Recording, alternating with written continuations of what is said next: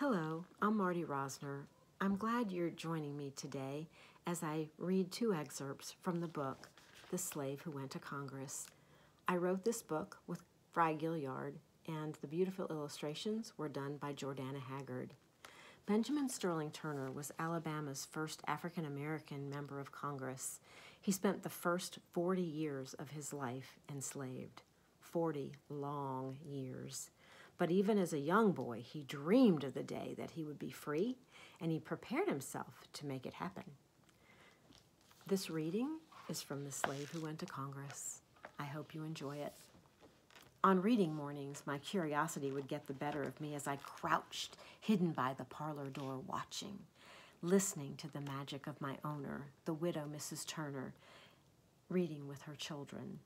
Reading mornings were priceless to me as they opened the gift of possibilities. I felt I'd found heaven when the children's nurse, a young slave girl, took me into her confidence. She had learned the alphabet from the mistress's children and taught me all she knew. I found books and newspapers from which to practice my reading, and I hid them lest I be discovered. It would be a hard road if my efforts were found out. Through sheer determination, I carried on. It took years of stumbling over the printed word.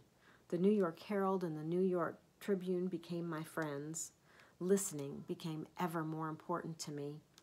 Anytime there were political discussions which could affect my fate, I was there, the ever-efficient servant, listening, learning.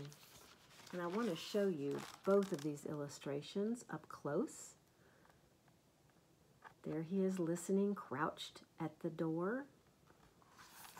And here he is with his priceless newspapers, learning to read. Benjamin Sterling Turner had many trials and tribulations through his life, but through determination and perseverance, in 1870, a very spectacular thing happened, and I read. In 1870, several leading citizens of Selma, both black and white, urged that I run for Congress. They had written a letter to a local newspaper expressing a high opinion of my abilities. It was humbling to be held in such regard. My reply explained my stance on the issues. My campaign slogan would be universal suffrage, universal amnesty.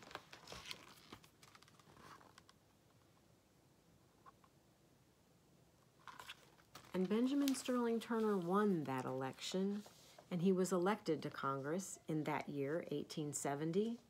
He ran on that platform of racial equality and racial reconciliation.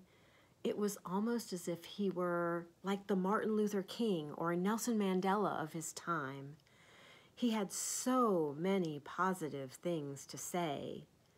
Unfortunately, much of it was not listened to, and his story was all but forgotten. I'm really proud that we can share his story with you today, and I hope you enjoyed it. I hope you read it.